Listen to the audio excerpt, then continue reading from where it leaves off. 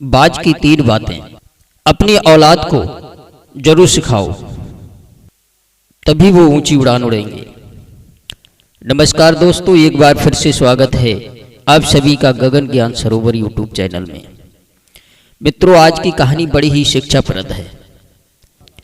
बाज की इन बातों को अपने बच्चों को जरूर सिखाना।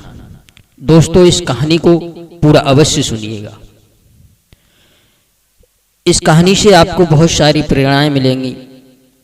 बाज की बातों को यदि अपने बच्चों को सिखाते हैं तो उनका भविष्य कभी खराब नहीं हो सकता, उनका भविष्य बड़ा उज्जवल होगा।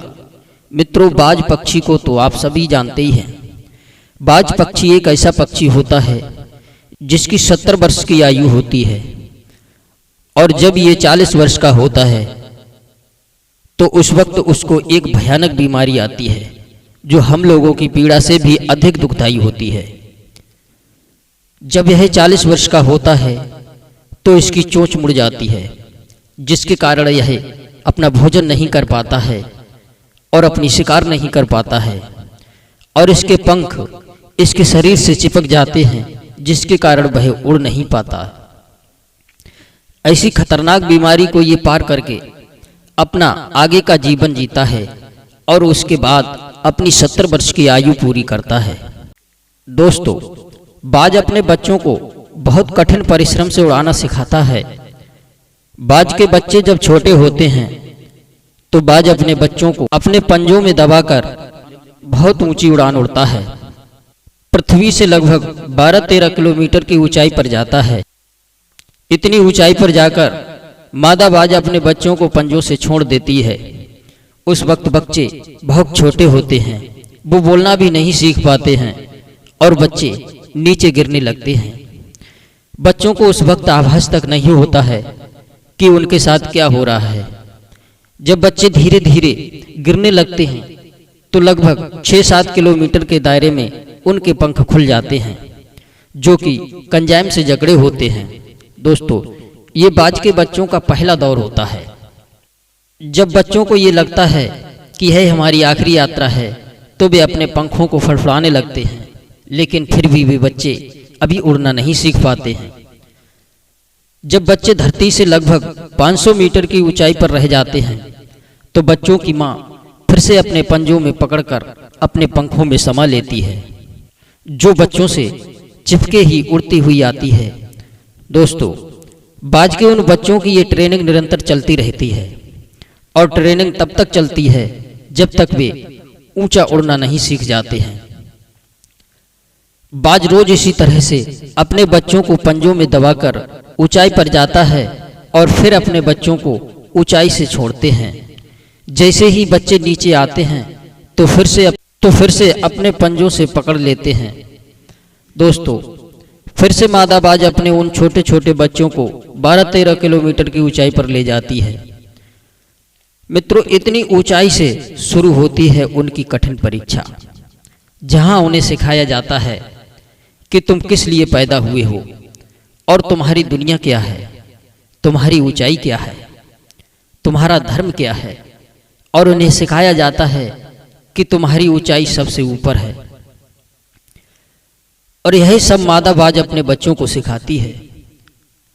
तब जाकर यह पक्षी बाज कहलाता है।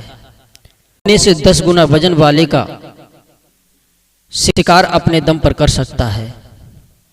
दोस्तों, एक बार एक व्यक्ति बाज से पूछने लगता है कि बाज, तुम इतनी ऊंची उड़ान कैसे भर लेते हो? क्या तुम्हें डर नहीं लगता है? तुम्हारी तरह और भी अन्य पक्षी हैं, वो तुम्हारी तरह क्यों नहीं उड़ पाते हैं? क्या उनमें क्षमता नहीं है? क्या उनके पंख कमजोर हैं? इसका क्या कारण है?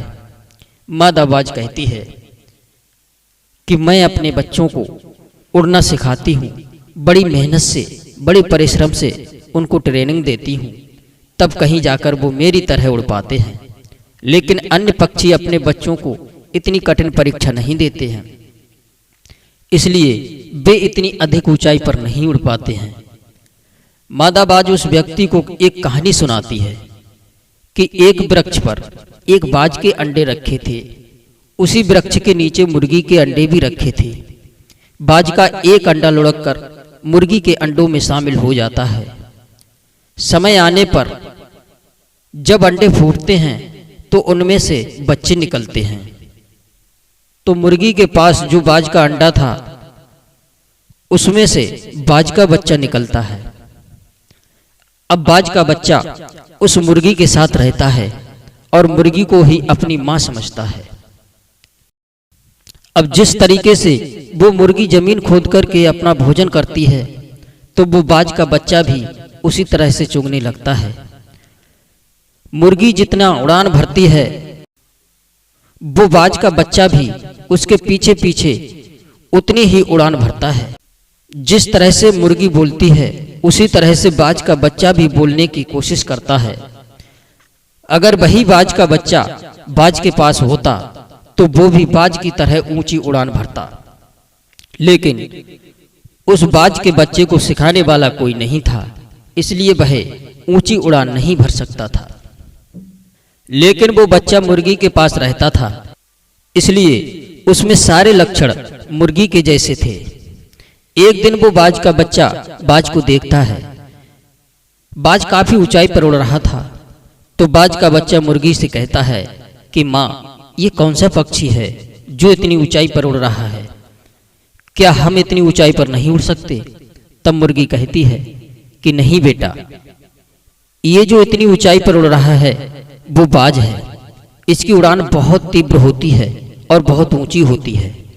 इसकी बराबरी अन्य पक्षी नहीं कर सकते, इसलिए उसको देखना भी बेकार है।